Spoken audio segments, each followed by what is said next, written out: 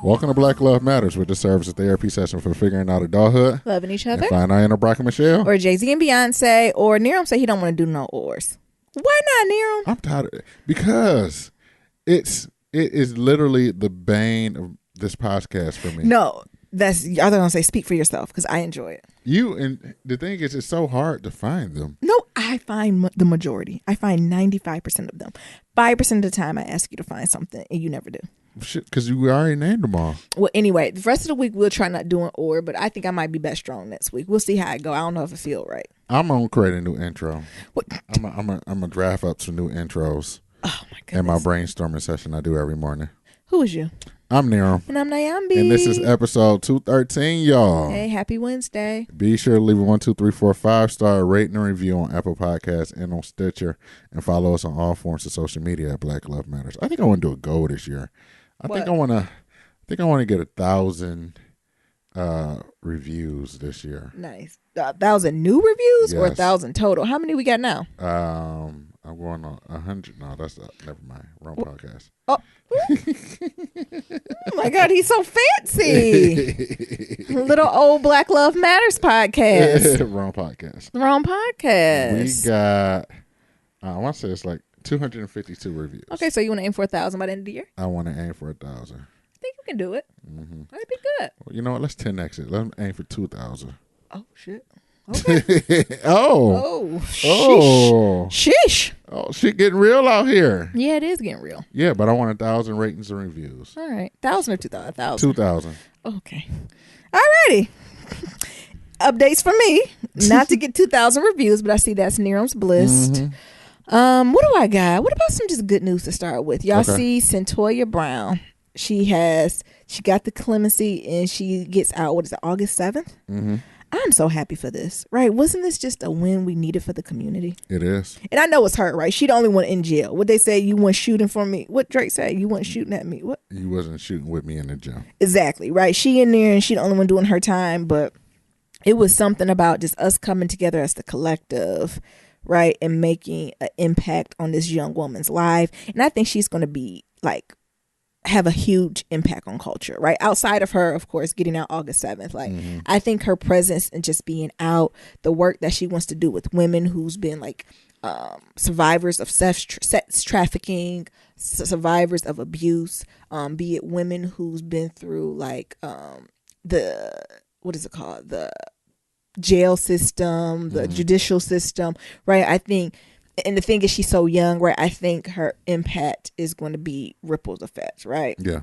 Like, it's one of them things where it's like one of those turns in history where it's like if she stayed in jail, something would happen, but if she got out, right? I think, sis, I don't know if you hear me or somebody hear her to connect, but I think she's going to make like greatness happen. Hang on in there for a few more months and then you're going to be clean out of there. Like, I'm so excited for it, but it was needed, right? All the other bullshit. Like, why is this woman why is this woman in jail for killing the person who basically abused her, right, putting her in a sex track? Like, that's self-fucking-defense. Exactly. Right? If she was younger when she got in there, if they would have said, we want to keep her, observation, for mental health, right, or something, because that's a traumatic-ass fucking event, maybe, right? But the fact of giving this woman 51 years in prison, get the fuck out of here. Like, the mayor... or I'm sorry, the governor of Tennessee was in his right mind when he did it. I think she got 10 years of parole. Fine, fuck it. Right? Like, sis, you're going to be free.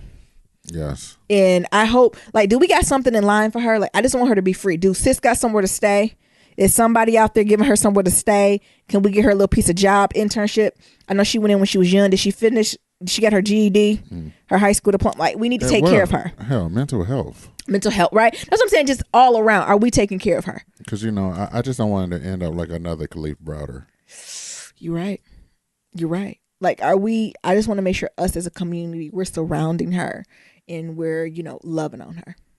And anything she needs, it should be given. Right? Like, this would be a perfect example of that. Other good black news. Y'all see it's a criminal investigation for R. Kelly in Georgia. What? When is that? Yep. Yesterday, probably about 8 p.m. it came out. Well, let me pull up the criminal investigation for his ass. Good fucking riddance. He better hire the lawyers again. That's all I gotta say. So good. Good. Something came from this. Something like all the pain and hurt that's been caused. That was just good Black news to hear and see. Yeah. Also, well, actually, I was telling Niram about like one of the person who like not reports to me, but a brown woman kind of in the field. She actually came to me with like some information, not information, but like, you know what I told you at dinner, Nirams? Mm-hmm. Like she was like, Nayams, I just want to get your opinion, you know, see what you're thinking, right? So this is a person that's kind of looking for a job. She's kind of like a temporary employee, right? And she met this Black guy who is new to Silicon Valley and got a literally high profile job, and like he's been really nice, and she introduced me to him. We had a kiki, right? Like he seemed okay, right? And she came to me today and was like, you know, Nayams, he invited me to this Black networking event. I appreciated it. Like he gave me right there. It was good. She said, but then it got weird, and this is me. Okay. I done looked above my glasses. You know, I don't went back to my time as a higher ed professional. In my head, I'm a mandated reporter for life. So she could say what she want. For life? I'm reporting up and out, and she has no idea, right? Like, because, you know, I'm already like... Oh, shit. Deep sigh. Right, because she was like, the stuff from R. Kelly stuff just really triggered me. Then she's like, then I have something to say. I'm like... Okay, what you got to say? At first, I thought she was going to tell me she was with R. Kelly. I was like, God damn Jesus, it. No. That motherfucker... Like, he got you too. Right, you know what I was gonna say? Blessings. You was here. I was gonna give her a hug. But like I think it just triggered her to be like, oh shit, what's going on? Anyway, they went to this networking event. Everything's still golden, right? It's out in the city. Then after, he's like, you wanna go to dinner? And she's like, it's kind of late. We had snacks at the other place, but you know, she's younger, he's older. Fine, let's go. It was her birthday weekend. He had like this whole birthday cake shit come out, like with flowers and champagne. What? Look, how that nigga knows her Come birthday? on. And enough time to like tell all the restaurant, come on, because he old nigga. He done made reservations. He know what the fuck he was doing. Right. And then he got like this new position, of course, for like a secretary, opening his office, talking about, I think you'll be good for it. No, hell no. And then the last straw was like the next day, he was like, hey, I'm heading out to, I don't know, somewhere far away. Let's say Australia, right? He was like, you want to come out with me? No. Yeah, she said that. Then she came to me. She was like, you think I should apply for the job? Bitch, fuck no. Stay away from that old nigga. The old dirty nigga. And of course I was like, you know, do you feel okay? Are you safe? Did you try anything? Right. You want to go report, like, right. Is there anything you need to tell me? What do I need to do? What did I need to do to step in right now? Right. Because if we want to go down to the law, we can go down to the law. If we want to go down to the HR, we go down to the HR, be your advocate. If you want me to go directly to that nigga, I will go directly to that nigga, have a conversation, and bring along 2 white women named Jessica and Katie. Oh shit. So if you want to try something. Not Jessica and Katie. Yep. Me too, right? You know, ain't nothing. Something about white women in the room like changed the whole tone of it. Huh? Hell yeah! What y'all doing here? We got something to ask you. But it just got me to think, and she was like, I was watching the R. Kelly thing, and some of the stuff the women were describing, like it reminded me of him, right? Like he didn't do anything in the but it was trending in that direction. Does that make sense? Of being like overly friendly, like. Not uncomfortable, like touching or anything, but uncomfortable, like, what you doing, bruh? Mind you, she's maybe 25. 25 might be reaching. He's in his clean mid-40s. And I said, ain't he married, honey? Well, he's like, I know he has 2 kids, but is he married? I said, where do you think the kids came from? Right. What do you come on. So it's rampant in our community, and for me to be like, hell no, fuck no. Like, you know, no, it's not okay. And like, we had to have this whole conversation, but it's crazy for the babies, right? Because she even asked me, she's like, that's why I wanted to ask you, like, you know, what energy did you get from him? I said, first of all, I'm not the best one, because Black men, it's no in between with me. Black men either really, really, we get it, we vibe, bruh his cuz, or they can't stand my Black ass. So usually when niggas can't stand me, like, I don't take it personal, because there's some good dudes out there that I just don't mesh well with. And when we talked, like, he was okay, but some of his stuff was like, nigga, I don't. Naomi don't get along with Leos. What do you mean? Leo men? Yes. What do you mean? Every Leo man that I've ever seen you encounter with, y'all beef out. How do we beef out? It just be like, y'all lions just be sniffing each other asses and be growling at each other and everything else, but in the human form. So that's like, fuck that nigga. I don't know that nigga. Fuck that bitch. Or like they'll say something slick and I'm like, nigga, who are you talking to? What? You know, Nyambi thinks she the queen of the jungle. This nigga think he the king of the jungle. What? No, other office place. yeah, both of y'all think y'all king and queen. Yeah, because he said, like, I do remember him saying some stuff that was like, and I'm like, no, I'm like, or he said something. I remember like saying like, what? I ain't say what the fuck, but I was just like, I don't know what you're talking about. So I think I do give off that energy sometimes. Do I give off the energy like I'm not to be fucked with? Yes. Well, what about the people who cool with me? They okay with a lioness in the jungle. What do you mean? So you think I come on? You trying not to say assertive? Is that what you're trying to say? Very much so. Really? Yes, you will. I'm very warm and welcoming though. No, Neil? To Mabel or me. Well, sometimes me. As a male, how do I come off when you meet me? Sometimes, you come off very, it depends on the vibe. Because if it's in a business environment, you coming off like super alpha woman. I'm gonna shake your hand hard so your ass know I ain't no bitch in here. I ain't gonna give you no dainty ass handshake, and I'm gonna look you in the eyes, and I'm gonna keep looking until you break contact with me. Eye contact with me, bitch nigga. And then in the like casual, you be like, hey fam, how you doing? Give me a hug. You like collard greens? Shut up. Do you like ham hocks? You like ham hocks? Honey, child, I eat everything. All my friends eat everything. Do you eat everything? Oh, you don't? Well, we're not my friends. So, but I'm just hearing her story, like to get back to that, right? Like in like culture, like to the point where she was second guessing herself. Because at first I thought she was more venting, right? To say, can you believe this bullshit happened? Like to the point at the end of the conversation, she was like, do you think I'm messing up this opportunity by not applying for the job? Bitch, you uncomfortable with him? No, right. No. And I was like, and then mind you, it might have not led to anything, but what if it did? Mm-hmm. Like, no, if your woman intuition is off or like ding, ding, ding, you pay attention to that, right? So many times we don't pay attention to that. Like, yeah, own that, right? And she's like, but he didn't really, fine. But if your gut, the Lord, your conscious, Buddha, the tarot cards, Mercury in retro, if anybody, Mabel, telling you not to do it, don't do it. Who was that? That was like, you was listening to, there was like, I don't fuck with anybody that kids and dogs are terrified of. Oh, I think it was Funky Dineva. He was like, because kids and dogs, they're more in tune, right, with their intuition, right, because they don't have as much life. Because as adults, we're only told there's 5 senses, right? But it depends on what kind of spirituality you follow, right? They believe it's many, many more. Like intuition is one of them, different like senses and feelings and stuff. But us westernized society is like smell, sight, and they're saying, and what he was saying is like dogs and babies are more in tune with those other senses because no one has told them that is not valid, right? So he said, so when he be around people, he got a dog, and his dog like start viciously attacking, not just barking and say, oh, I want to be with my parent or like get away. It's like, they were talking about when them dogs be acting like they done lost their mind. Mm-hmm. Stay away. Or like when the baby start hollering, and not like, oh, I want to be with my mama, like reaching for the mama, but like, that terrified look babies get. Yeah, they say stay away from them people. You can't trust them because they good reads of character. Yeah, I bet with this nigga Mabel lose her mind.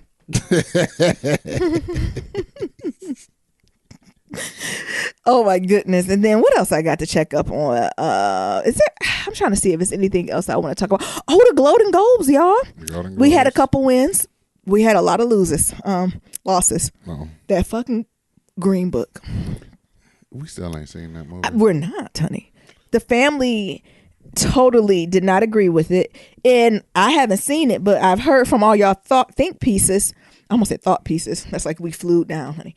That they don't even address what the Green Book is. Oh. And who it was created by, right? I forgot the name of the person who created it the Green Book was created as Black people when you're traveling in your car, to let you know what roads to go down, safe havens, what places to avoid, where you can eat, where you can sleep. It's the Black version of AAA. Yeah, it's basically that, and that's what that was used for. And I heard that this movie really don't even address that. It's kind of just gleamed over. Mm-hmm. And I'm like, how do you name the whole movie that, and don't do that? They just should have named it White Savior, and stuck to the truth.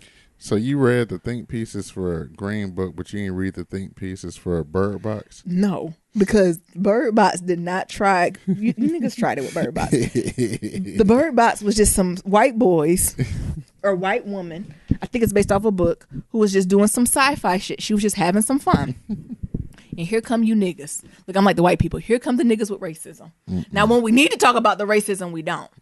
But anyway, that Green Book one is trash. Regina King finally got her. Finally. If I had a applause button, we'll be clapping right now. Finally. And not only that, she vowed to everything she's producing to have 50% women in it. Okay. Come on, Regina King. Bohemian Rhapsody runs some stuff. I think the guy, I can't say his name, Mr. Robot won. A Star is Born only won the song, which I don't know. Like, I know Glenn Close won the Best Actress of the Year. I could have went for Lady Gaga winning that, though. Mm-hmm. But the thing is, I don't think this is Lady Gaga's last movie. And I think Lady Gaga gonna come for her couple of awards. I think she's trying to be like the Barbara Streisand, the Diana Ross. Diana Ross is the GOAT. So is Barbara Streisand. But you know what I'm talking about? Like, singer, actress type thing. Yeah, but decent at it, right? Because, you know, a lot of people try to do that and they're not. No. Right? But I think Gaga's decent at it. I think she's a decent actress, and I think she's a decent singer. And like I said, I think she did well in A Star is Born. So, like, I was a little sad for her, but Glenn Close is a GOAT, right? She been at it since Fatal Attraction. She been burning bunnies and shit. And I didn't realize Glenn Close haven't got her due diligence too, because I could put Glenn Close up there with what's the one who gonna pay myself in biopic? Which one? Meryl Streep. Meryl Streep's the only white woman who can play me. Like, you know, I put them two in the same categories, and I just assumed that they had the same amount of awards, but they don't. So. Glenn Close, okay. And then Sandra Oh. Y'all ain't tell me they weren't giving no awards to the Asian women. Grey's Anatomy? Yeah, she won. Where's she winning? What movie she was in? Killing Eve. You know, this is the Emmys. So it was like a television series. Oh, okay. I saw my to-do list to watch. And she won best like television drama or like long series. Something. It was like the best actress in it, right, for a drama. And an Asian woman has not won it in like 40, 50 years. And Sandra Oh, another GOAT, right? I just assumed, right? Like, of course, because Sandra Oh been playing in shit before Grey's Anatomy. Like Grey's Anatomy was a period in her career, but I knew of Sandra Oh before and after, like, Grey's Anatomy. Right. So it surprised me that this is the first time she's winning anything. Not a lot of movies, but she played in a lot of series. You know who else don't have a lot of awards I thought they should? Who? B.D. Wong. He don't got nothing? No, like, it's a few Asian folks that I just assume collected awards, right? But they haven't. Let's play. Let's call a spade a spade. What? B.D. Wong has been playing the same character. Don't do that to B.D. Don't you do that to him. He is one of my favorites. He get typecast as the same character, the doctor, and his name be as B.D. Wong. He don't even play a character. He play himself. B.D. Wong. He play himself though. He do not play himself. Yeah, he do. Wasn't he like he was like a therapist in a series and multiple series. Remember Law and Order? Law and Order. Whenever he come on the screen, I stand. Who else? Wasn't he in what was that series on HBO? What? That prison series? Wasn't he a therapist there too? I thought he was an inmate. No, he wasn't an inmate. His ass was a therapist. He was the therapist. I feel like everywhere B.D. Wong goes, he play a therapist. But it wasn't until lately on American Horror Story where he wasn't a therapist. Was he a therapist in Birds? Wait, what's the name of it? Birds. Oh, I don't know. He wasn't a therapist then. He might have been. We just don't know. I love B.D. Wong. Right, it's a few Asian actors and actresses that I'm like, what? You ain't got it yet. What's going on? Right. And you also, never mind, I was gonna say something else. Oh. But shout out to Sandra Oh, and like, I'm gonna need Constance Wu to get her due diligence soon. Like, it surprised me that Constance Wu haven't won anything for Fresh Off the Boat. Yeah, right. She wouldn't get, like, Crazy Rich Asian. I don't know. Like, I liked it. It was a key, but I don't know if it was Grammy, Oscar, right? Like, right. But for her as Jessica in Fresh Off the Boat, absolutely. Right? Like, she absolutely deserves an award for that. So I was sad that Pray Tell didn't win. But Billy his Porter, ass came. He was so fucking clean. He came to slay. All the niggas could have just went home. Because King No Blue or Black Tux compete with that gray fuchsia cape pin. I don't know. What was that? I don't know. I said, who dressed him? Nia. When I tell you Billy Porter was so, I bet he was so clean, he smelled good. You know, you see somebody so clean, you like, oh my God, I bet he smells like a fresh. Like I wanted him just to twirl his cape in my like. I bet the wind from his cape smelled like. Look at this. Black look, excellence. The inside of the cape was fuchsia, but the outside was the same material as his suit. Can I get one? And then he had all types of epaulets and pins and shit. And Black Lives Matters. That nigga was slaying. Featuring a clean lineup. No, not a pimple, not a hyperpigmentation. Nothing. This changed the game for niggas. Right. Look at his, oh my God, shoes. Look at that design on the suit. And he getting away with white socks. And you know how I feel about a white sock. Like look at them flowers and shit. I said, looking like a limited edition Coach purse. What type of shirt is that? Because the shirt got all type of looking like a Coach purse. Y'all know how the new Coach got all the flowers on it? Yeah. Looking like a limited edition. That is fly. It is fly, though. Oh, my God, he's still twirling. We're looking at pictures. God. I want to be the white woman behind. Oh, my God, then he draped it over his shoulders. I wanted him to win. And then he going to say, is that his man? I don't know. Yeah, I think see if that's his man. I think that's his. Oh no, that's the designer. I'm like, the designer's way. Like, I wouldn't even want to stand next to this nigga. Like, if people like come take a picture with me, I'm like, no. The shirt see through, my nigga. The shirt is. Oh my God. It's like sheer. It's mesh. Oh my God, I love it. If he asked me to take a picture next to him, I wouldn't. Why are you laughing at me, dear? He'd be like, "Come on now, y'all." Got me out here looking crazy. Lena and her wife sick. I'm so girl crushing on both of them. Mm-hmm. Her wife is gorgeous. Randall was there with his wife. It looked like he wore the same outfit last year. Looked similar. Like, I feel like you can take last year's picture and this year's picture. I was like, is that last year's? Look, I'm still looking at Pray Tell's outfit. Only thing he is missing was some gators. Oh my God. All that like nigga some fuchsia gators. That nigga needs some fuchsia gators with the eyes on the side of them. Oh no, he couldn't. Not with the PETA activists. But I like the Golden Globes, yeah. Like, we had some wins, we had some losses. I think the biggest loss, though, was the Green Book. I can even take, like, the other folks winning from the other categories, right? I can process that. But the Green Book won way too many for me. Really? Way too many. They won, like, 4 or 5 awards. Oh. And I'm like, because you know, what? You could have gave that to Star is Born. White Saviors, baby. White Savior always win. Or Bohemian Rhapsody. I think I would have processed that better. Mm-hmm. Or the movie Glenn Close. Like, it was so many of Black Panther. Like, it was so many other good movies that I think the Green Book. Jesus. Mahershala Ali won too for the Green Book. Who? I didn't say his name right. Mahershala Ali. Mr. Ali. Mr. Ali won. Mm-hmm. Which I'm happy he won, right? Because he another one who been acting his ass off for a few decades, and of course he deserved it. But sir, I hated that movie. Now he's not canceled. I'm gonna see other movies he's in. Mm-hmm. But y'all seen the preview for Boomerang? I haven't. I don't know if it was a preview or it was just giving us like the energy. You know, sometimes now they just do kind of like the sets and like looking at people. Mm-hmm. And Lena told us don't call it a remake. This mean, well, what is it? It's a reboot. It was never. Could I play Martin, the mailroom person? We just trying to get a scene in Lena's show. Yes. I just want to be the person who pushing the mail cart around. I only got to say that much. I mean, I can do one joke. Look, I want at least a speaking role so I can get insurance. Oh my God. You got to have a speaking role to get insurance. Have y'all casted Papa's parents yet? For the show. We can come on through real quick. But that's all I got, Nero. So what's going on with you? Lena, we ain't going to even cost that much. I promise. No, I guarantee you. Whatever you think we going to ask for, cut it in half because we don't know no better. What's your check-in? So, I guess this is going to be a check-in and / pillow talk. So, Mabel got trained yesterday. Oh, my God. Oh, my God.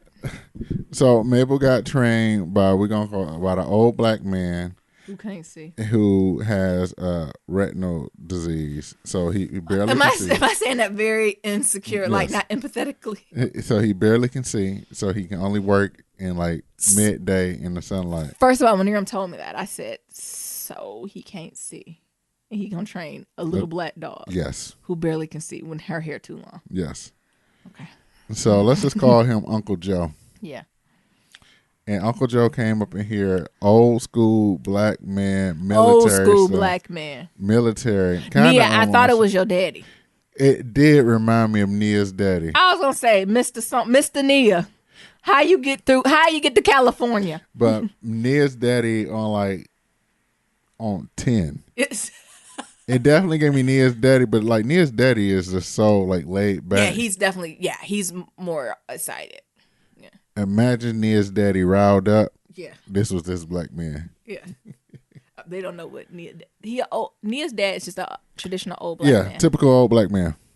Like who tells you stories, who like fits on cars, who like see about you, like really dependable, right? Like very much like house been paid off for 100 years, goes for walks, like collard greens in the garden type black man. Yeah. Yeah. And beating everybody on their MyFitnessPal challenges. His ass was going on 14, 15-mile walks a day. Oh my God. And everybody be mad, like, damn. How old is you? Why does everybody look? You got a dog? Like, who? Why is we letting this old ass man beat us? Yeah. Like, y'all need to get the hell up. Yeah. So, Mr. Joe can barely see. And I came in skeptical. I'm coming late and everything. Also, Mr. Joe is very old school about his training. Oh, and I was.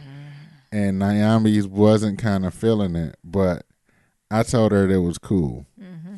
So Mr. Joe believes in a prong collar with training a dog.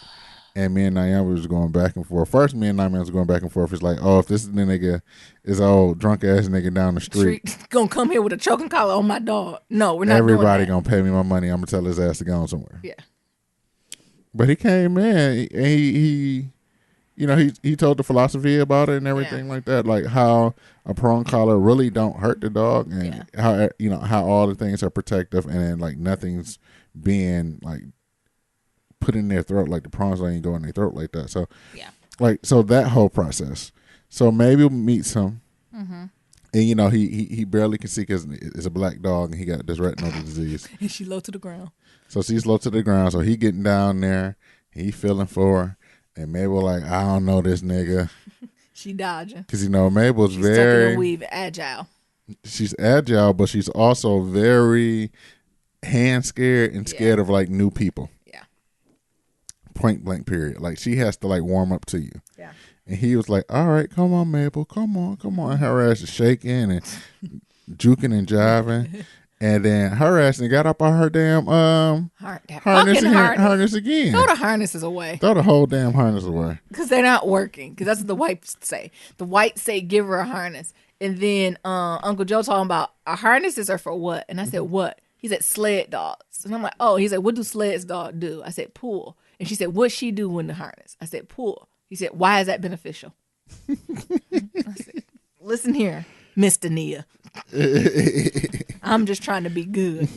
Because Naomi keeps saying, I want to be on the right side of history at this near. I ain't trying to electrocute no dog. I ain't trying to have no choke chain on this dog.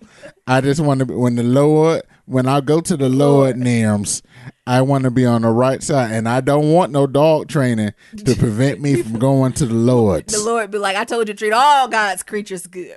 Why did you choke the shit out of Mabel? Mm-hmm. And I don't have no explanation except Uncle Joe told me to.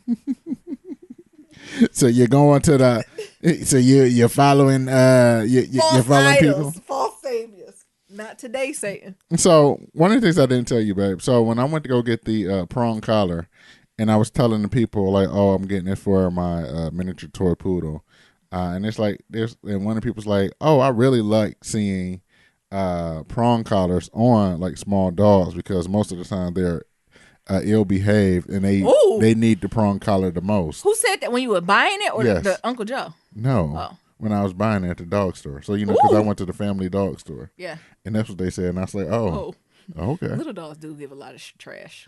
And he's like, most of the time little dogs are the most ill behaved ones because everybody think they cute and shit, and they really don't discipline them because they be like, oh, they cute and things of that sort. But you can scoop them up if they really show out. Yeah.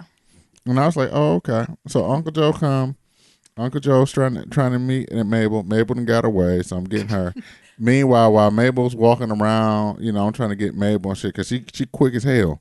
Like you can't chase Mabel. No, because she's gonna outrun you every time. Yes. So it's almost like you got to like sneak up on her like a bunny. Yeah. If you ever try to catch a bunny, you just got to like sneak up on them and act like you're not even looking at them. She got loose at my when I was with like some colleagues. We all went to the park and it was like Mabel gone. We couldn't catch her. And she just came to me. Yeah, she fast. She fast, especially trying to chase her because her ass is up out here on the mean streets of Silicon Valley. Yeah. Just to colonize and put her ass out here. Yeah. So Mabel's running around. He telling me like, son, get up on your, crouch down like you're a pitcher and do this thing here. So I'm trying to do that. In the mound. No, like you're a catcher. Yeah, like a catcher. So I'm doing this. I'm calling Mabel, making noises, and then finally she comes to me. Meanwhile, the Uncle Joe is walking around the parking lot, and Uncle Joe can't see that well. So Uncle Joe think he done got the dog too. Like, oh, this the dog here. Like he just like tapping on it. And it's like, Uncle Joe, that's somebody's car. You glad I wasn't here? Because if I was here, I would have went up to the. What's the joke? I'm heading to Wendy's. Y'all want a 4-piece chicken nugget? Because I don't have time. I would have said I'm heading upstairs. What car he tap on? That white one. Oh my god. Because he's like walking around. I guess he's trying to sense her ass too. And it's like, what did you say when he did that? He's like, oh, okay. Oh my god. Like, oh, no, it's shit. very good you didn't tell me that. I said, oh shit. So then we got back in the light because he the way his vision is set up is that you can see very well in like midday light. Yeah. So we was chit chatting and he was like, son, this ain't dog training, this is war. I'm so glad I wasn't here for any of this. And winning winning isn't everything. It's the only thing. Oh my God. And every day you wake up with this dog, it is war. I'm gonna tell you now, the dog got more than you. It got bigger teeth than you. Yeah. It got more legs than you. Yep. And it's pound for pound, a dog is stronger than a human because of it. 'Cause they got low center of gravity, son. Yeah. And they got them 4 legs and they can move fast. Oh my God. And then also, how old is she? 1.5 years. She'd have been on this world longer. Yeah. So now she 1.5 years in the world before you. Yep. Oh, okay. She said, "Oh, okay." I got this prong collar here. Here, put this on your wrist. So this is what I'm gonna do it. So he pulling on the prong collar. He's like, "You ever had one?" I said, "Yeah, I had a pit bull that had one."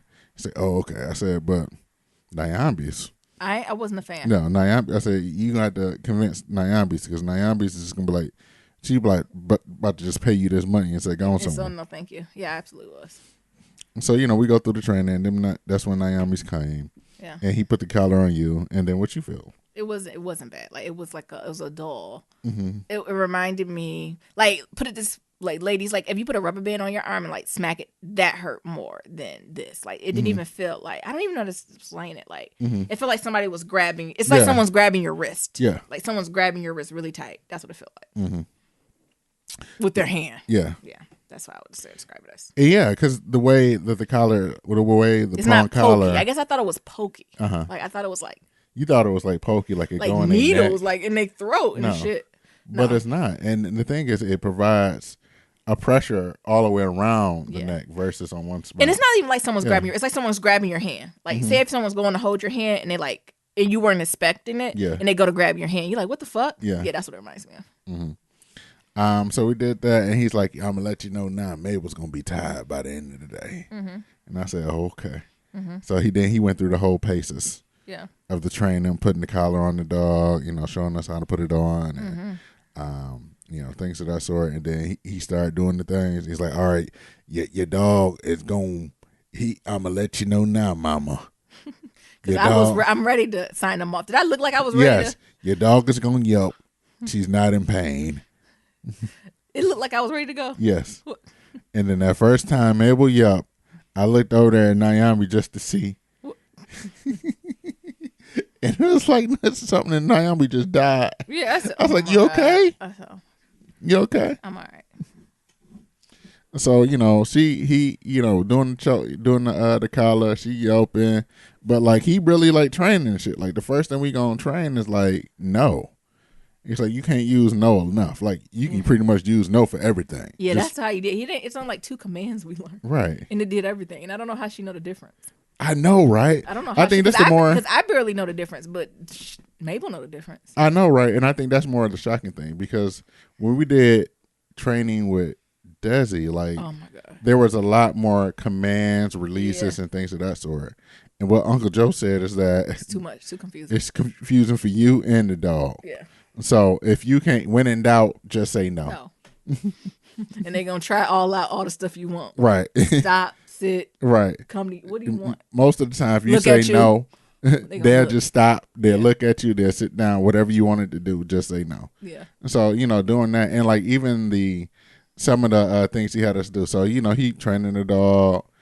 She yelping, things of that sort. And he's like, all right, now we're going to set her up for failure. Yeah. I want you to try your best to call her over to her without saying come. So like whistle, make cute noises, snump your feet, clap your hands, do whatever. Yeah. And I'm going to train her ass up. And like we was doing it, and her ass was looking like... It threw her off, like, when she came to us, right? Of course, like, finally these motherfuckers calling me. Like, finally they going to save me. And as soon as she left, I said, oh my God, Jesus. I said, is she okay?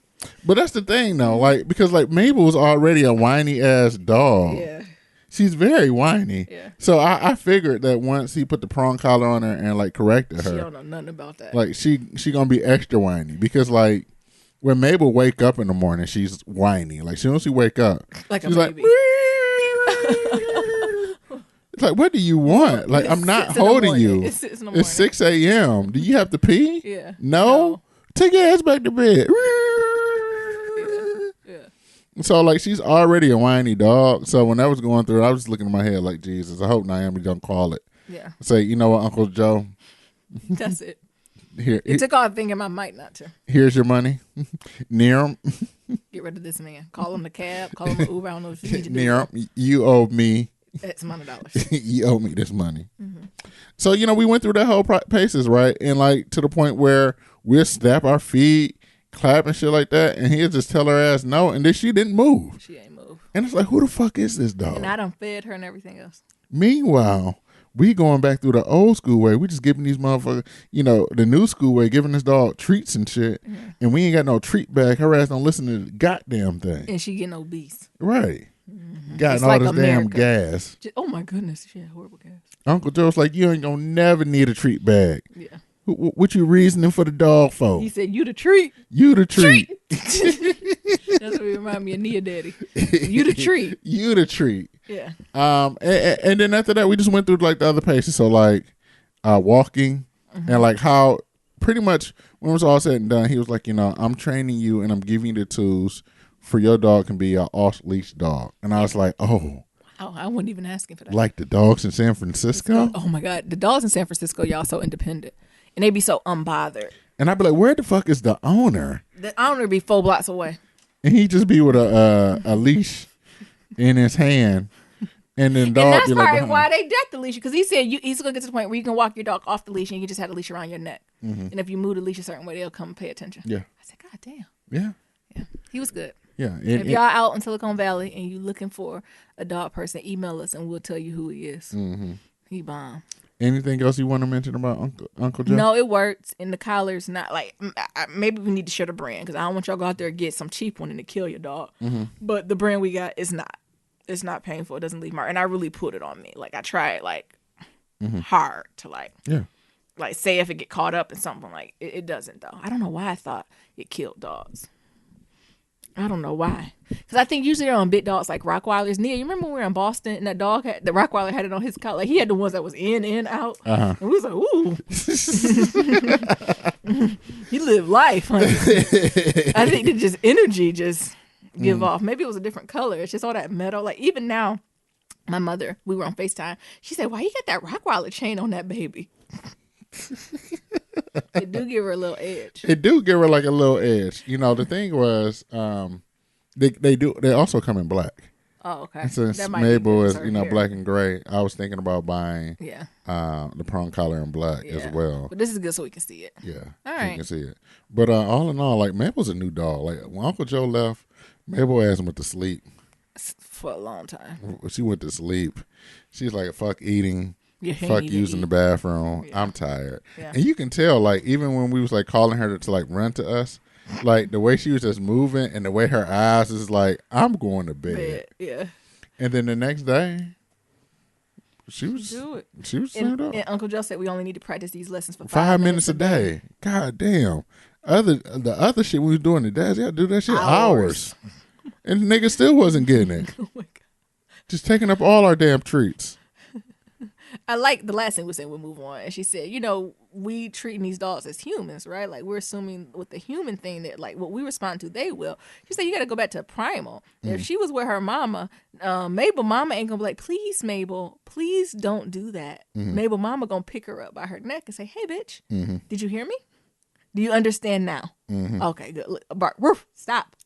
Right. So even getting back to that to say, oh, yeah, that's how they would communicate and move. And this is what they were built for. Mm-hmm. It's interesting.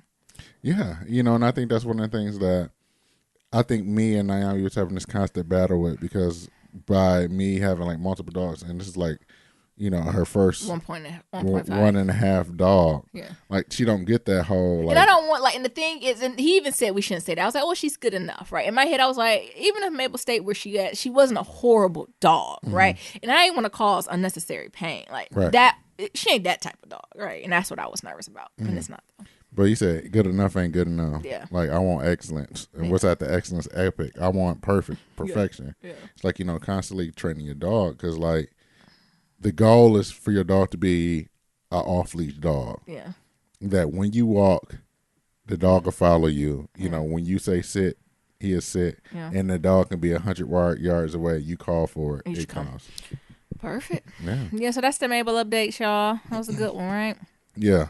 Other than that, my other update, besides other thing, there will be in the show notes today, there's going to be a link to a listener survey. Yeah, we're going to put it on Twitter and stuff, right? It's going to be on Twitter. It's going to be on IG as well.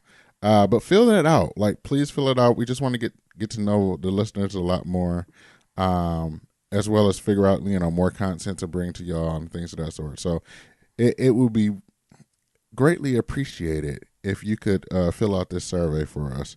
Now, should we do randomly select some people to get some T-shirts or something? Absolutely. I think we're gonna randomly do it where we send some prizes. So you probably get some of our merch. You also might get a little special gift from us. Y'all want a sweet potato pie?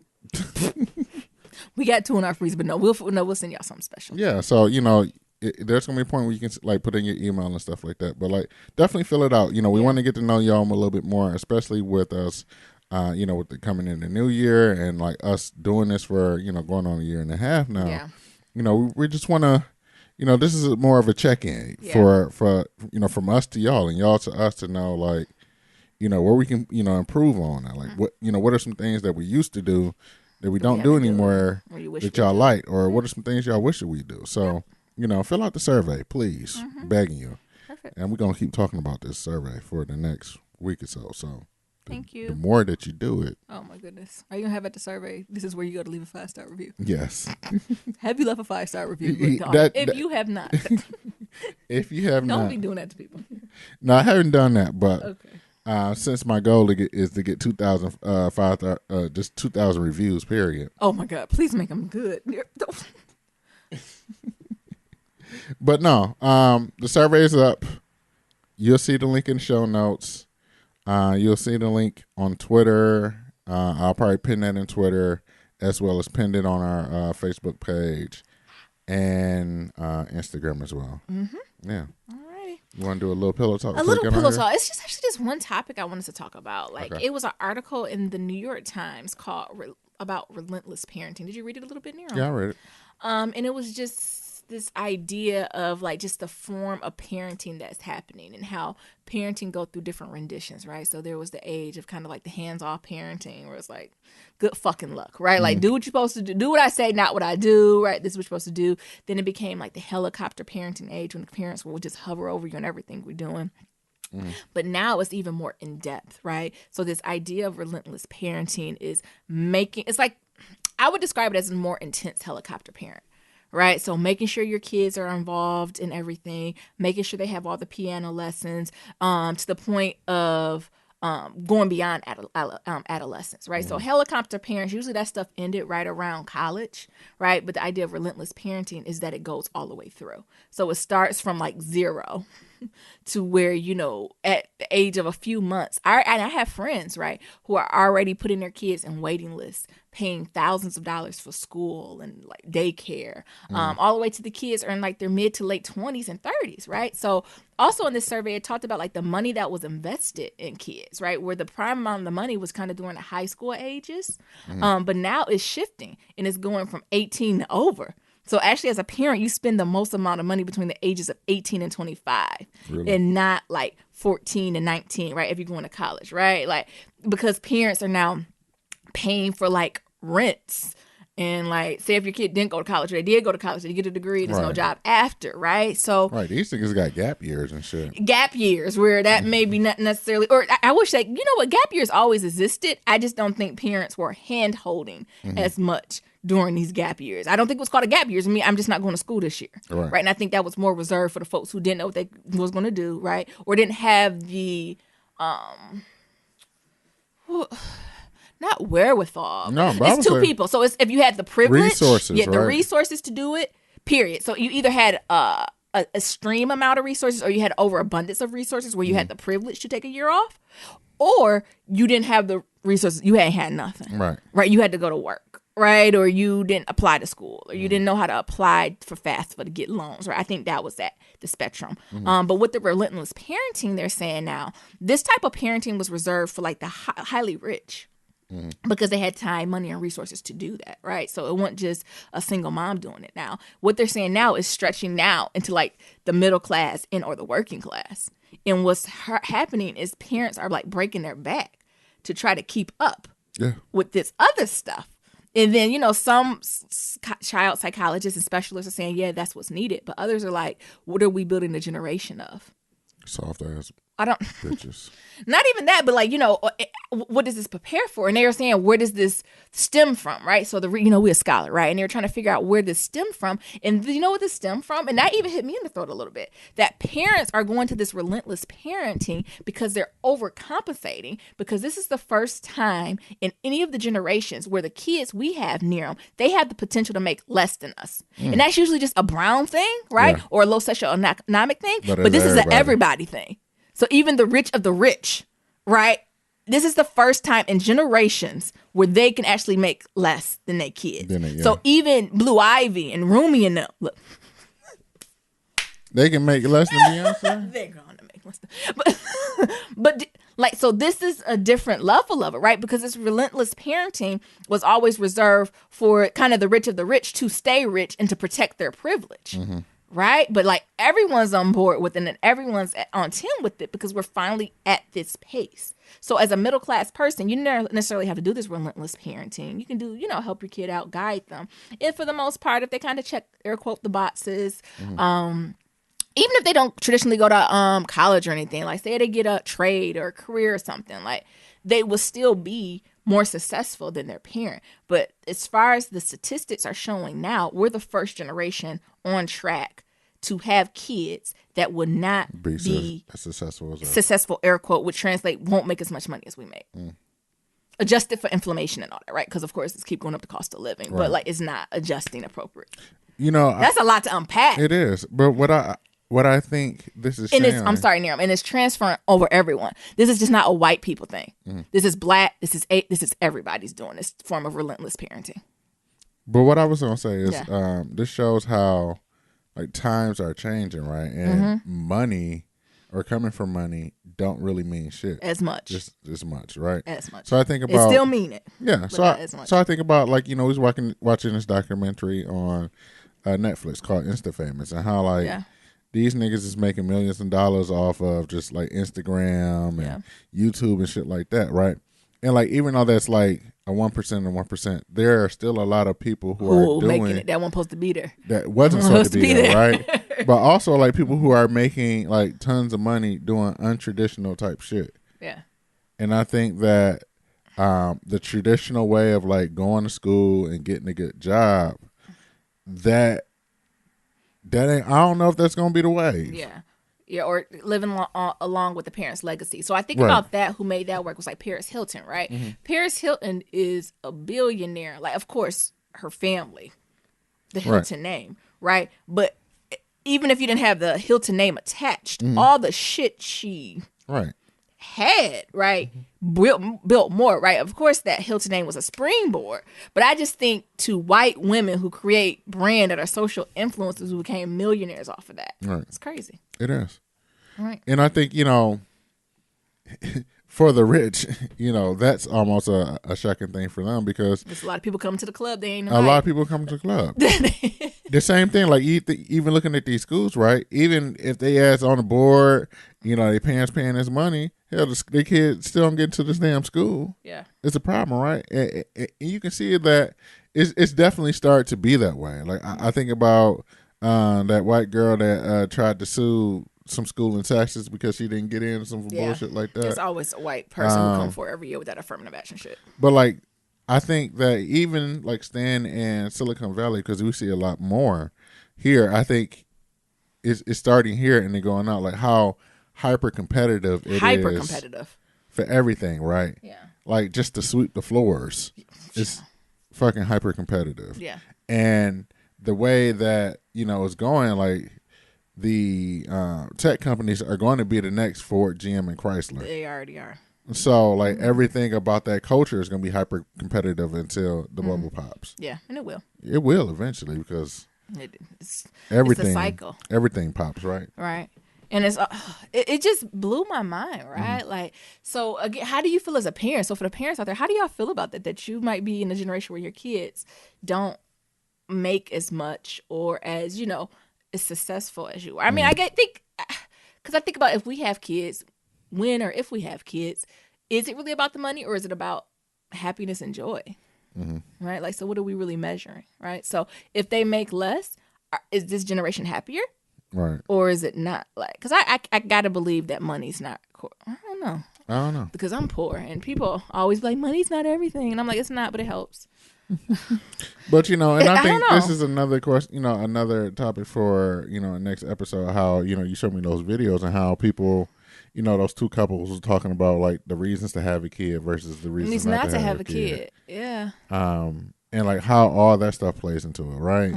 And like what they're saying is that parenting is just being a lot more. And obviously parenting is a lot. Like you niggas who have kids, that's a second full-time ass job, more than it ever was. Like I even think back to when I'm nannying, and they be like, no screen time. I said, ever? Like what? So how am I supposed to entertain this kid for 9 hours without no screen? Maybe if you had a screen, you don't need me. And I get it, right? I'm not saying put the TV in front of the kid for an 8 hours. No, that is not what I am be saying. But what would happen if they do watch a movie? God forbid, 2 movies on a set. Like, I don't, it's like they're missing something else, right? Because I get it, right? You don't want your kid in front of the TV all day. But is it a crime for your kid to watch 2 movies on Saturday? Like, that's 4 hours of screen time, but they can't watch Lion King 1 and 2. But the thing is, you got to remember, like, they should be studying. I'm like, shit. That generation, that's the first generation that was born into like technology and smartphones. Where it's not right? just TV, yeah, so they got other screens they're exposed to. That's true. When we had phones, the only thing we had on that bitch was Snake. Snake, yeah. You can look the parents play with it all day, honey. I don't play care. Snake all you want, and it's gonna be That's when the battery life lasted for 4 weeks. But shit, you play Snake for 20 minutes, you be done. Your thumb hurt. Yeah, on those small ass Nokias. But like, you know what I'm saying? Like, it's different, yeah. We didn't have all the phones, iPhones, technological shit that they had. That's true. We had a fucking Nintendo or Nintendo. Yeah. We had a Sega.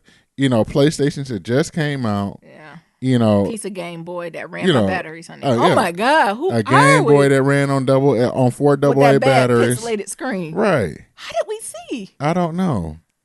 So like even that shit, right? Or even TV. I remember we don't have a lot of TVs in the house. No. I remember going to my grandparents' house. My grandparents had 1 TV, and they never was like too much screen time. They was like the TV's on and Chuck Norris is on. Yes.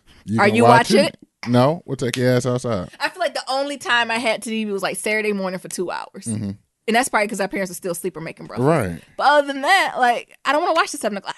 It's just so different. It is, right? And that's the thing, right? Because all the screens, any screen now can be turned into a TV. That's true. Any screen now can be turned into a gaming device. That's true. And the thing is, it's crazy because, like, I get it because these smartphones and these electrical devices are meant to be addictive. That's true. They're made to be addictive, so you can be there all day. On it all day, every day. And I see it because you see it with some of these damn kids that they be losing their damn mind. When I nanny and they get their 30 minutes, they turn to zombies. Like, they'll be hopping, Naomi, and I'm like, and I'm like, fuck. Like, to the point where I stop looking at the screen and looking at them. I swear they mouth open and they don't blink. I'm like, what the fuck is going on with y'all? It don't even be good television. No. I don't know. Relentless parenting, y'all. I know we got a little off track there, but it's a lot to be. I mean, maybe not. Like, it's a lot to be a parent. And I don't know if y'all share as much. Actually, I guess I can't speak on this, right? Because we're not parents. No. Yeah, and we have friends who have kids, and I don't think they're honest about it. Like, I feel like people like, to have kids is nice, but I don't think I heard the parent be like, this shit hard. Right. And the thing is, you don't hear about because they ask ghosts because they tended to them damn kids. Yeah. Or nothing, right? I don't hear anything, right? It's almost neutral. Where it's like, oh, they good. Is it have kids good? Yeah. Is it great? Is it bad? No, what the fuck is going on? Right. Like, I don't know. Y'all need to do better publicity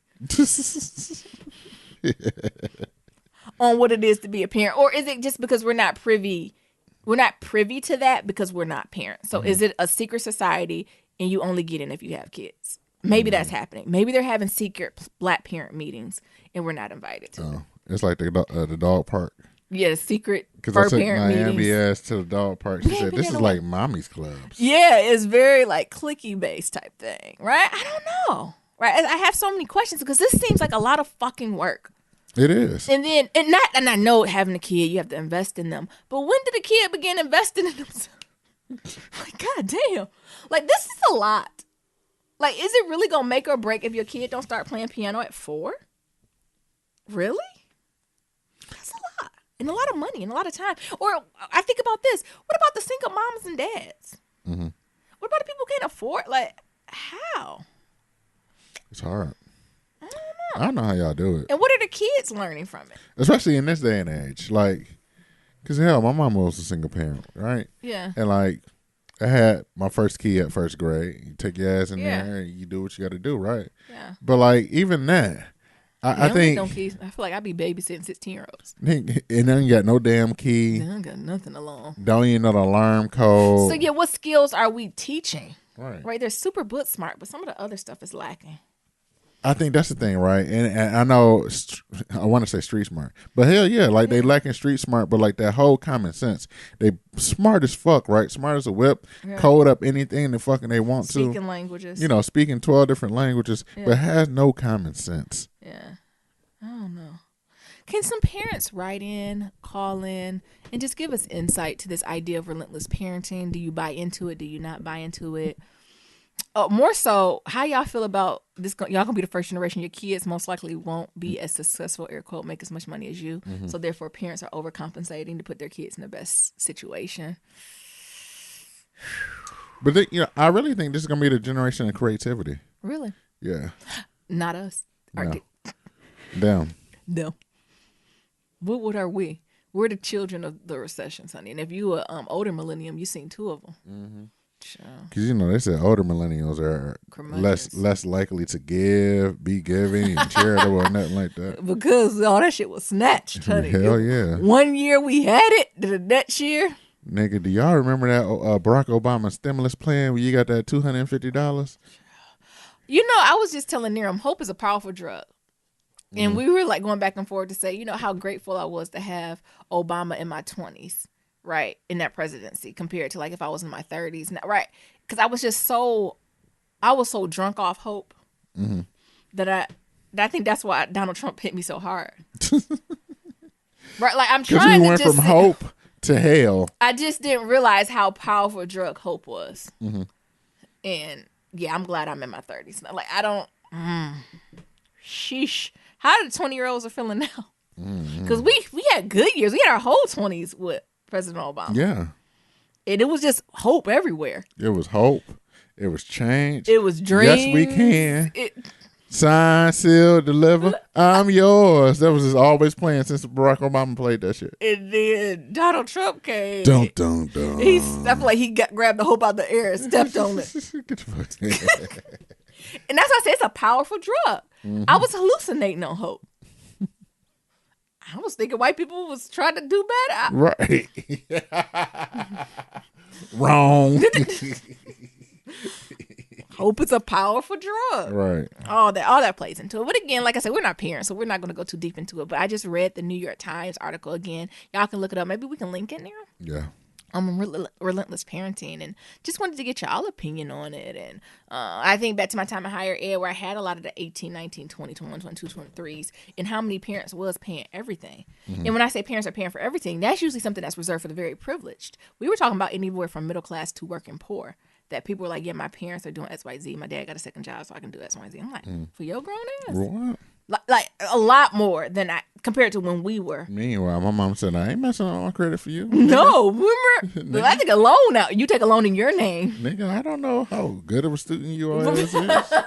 So it's just different, right? And I didn't even connect it till I read it. I was like, you're right. It was a lot of parents across all socioeconomic spectrums was doing what the fuck they had to do to financially support their kid. And I'm thinking like, yeah, it's more expensive to pay your rent and your kids' rent compared to just like when they're just playing football or something like. So it is more expensive because I don't know if the expectations for our parents' generation was to pay for their kids' housing into their 20s, almost damn near 30s. And that's what's happening now. And that's what's going, and that's what a lot of the anti-relentless parenting say. Like, you know, you're just extend a lot of, because there's two sides to the story. Like, one of the psychologists, y'all read it, come to the conclusion yourself. I don't have kids, so I don't have a strong opinion.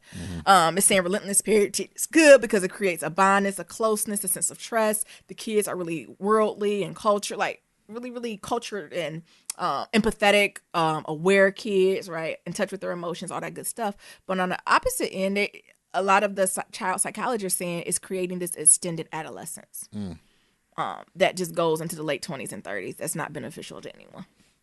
Because they don't have the harsh realities of life. I ain't say all that. That's what Nero said. But that's what they're basically arguing back and forth. And within the argument back and forth, they kind of give reasons why, you know, parenting styles shifted to this, kind of what are the unspoken fears and anxieties behind parents, why they're doing it, why they're not doing it, all that good stuff. But it's a decent read. Y'all check it out. Yeah. Well, that was a good episode. It was a great episode. As always, to submit your Black Love story, go to blacklovematters.com.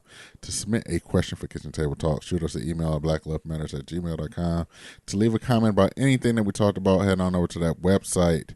We also got that SoundCloud, or leave us a voicemail at 508-784-1111. Like I said, that survey will be up on Instagram, Twitter, Facebook.